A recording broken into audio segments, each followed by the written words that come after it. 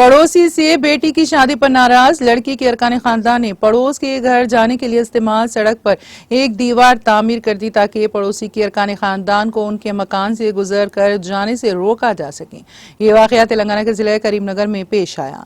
तफसीलात के मुताबिक जिले के इरादापल्ली गांव से ताल्लुक रखने वाली ममता ने पड़ोस के रत्नाकर से मोहब्बत की शादी की।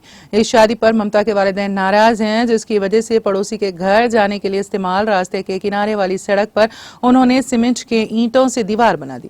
गुज़िश्ता साल 16 फरवरी को हुई इस शादी के बाद ये जोड़ा केसवापट्टनम में किराए पर एक मकान में मुकीम है। रत्नाकर के वालिदैन इरादापल्ली में रहते हैं। ममता के अरकान खानदान ने इस सड़क पर सीमेंट की ईंटों की दीवार तामीर की ताकि रत्नाकर के खानदान को इस सड़क से चलने से रोका जा सके।